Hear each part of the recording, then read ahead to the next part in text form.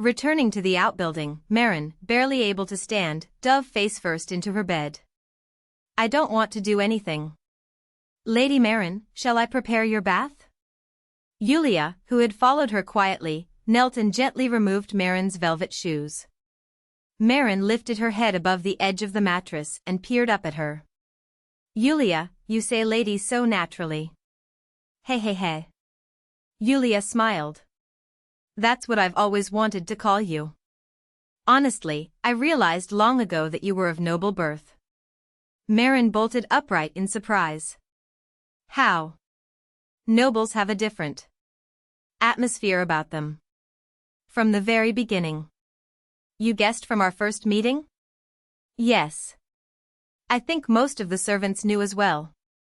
Yulia's expression turned thoughtful. Those maids who used to gossip about you behind your back, they probably sensed it too.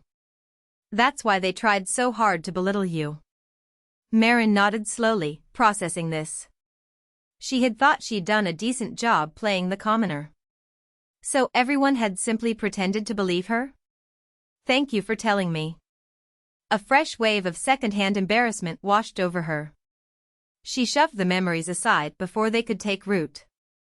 Oh, right. Yulia's voice brightened. The head maid asked when you'd be available tomorrow. She said we need to discuss preparations for the reception. I don't want to do anything. Instead of answering properly, Marin flopped back onto the bed. But, you're not doing anything right now? Exactly. And I want to do even less. Just breathe. That's all. Yulia tilted her head, watching as Marin rolled back and forth across the mattress with inexplicable vigor. The next morning, a knock came at the door. Yulia answered promptly. Marin was taking tea with Rowena, and she set her cup silently onto its saucer. Good morning. Viscountess. Lady Marin. Head maid Page entered, her arms laden with catalogues. Good morning. When Rowena greeted her warmly, Page's expression turned troubled. Viscountesses, please, speak to me more simply. Rowena hesitated. Marin caught her eye and gave a small nod. She herself had already adjusted, but her mother couldn't continue addressing servants with excessive formality. Very well. Thank you. Page offered a polite bow, then raised her head. Marin eyed the stack in her arms with growing suspicion. I heard you wished to see me? Yes. Page set the catalogues on the table beside the tea service. What are those? Marin's stomach tightened at the memory of being run ragged at Ider's salon. Reception planning catalogues. Since this is an engagement party, your input is essential. Page began sorting through them. This one covers tablecloth colors. This one, curtain fabrics. This one, the menu. And this one, W8. As expected, the task proved tedious beyond measure. An endless array of choices stretched before her, and Marin turned to Rowena with a look of pure desperation. Rowena understood that look perfectly. She patted her daughter's hand encouragingly.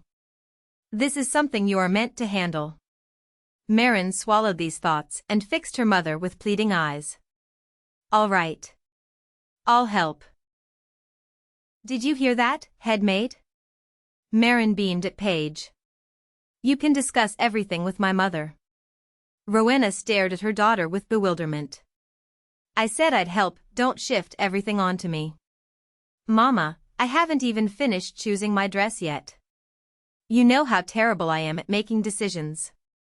Marin clasped Rowena's hand, her voice turning sweet and coaxing.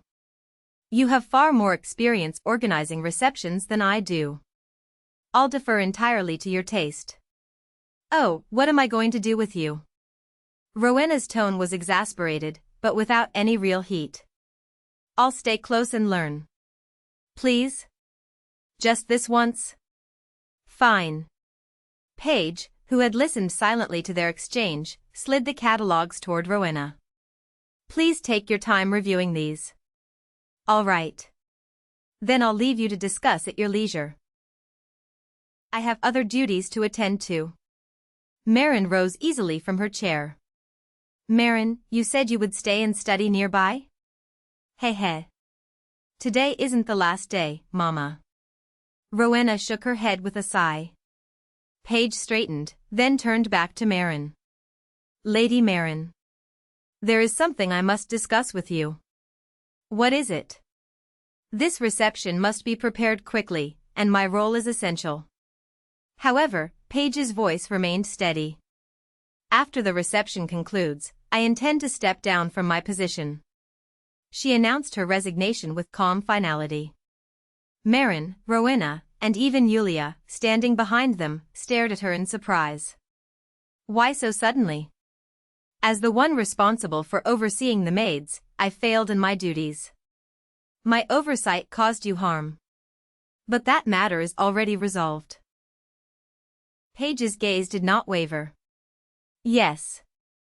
But since then, I have considered how I should answer for what happened. Her voice hardened with conviction. You are the fiancé of His Grace the Duke. I allowed an absurd rumor to spread unchecked. All the more reason I must take responsibility. Marin studied her with a mixture of admiration and annoyance. But Marin was only a fake fiancé. She had no desire to see the head maid lose her position over a sham engagement. Head maid. Marin met Paige's eyes directly. Yes? Do you know what Yulia was doing yesterday after dinner?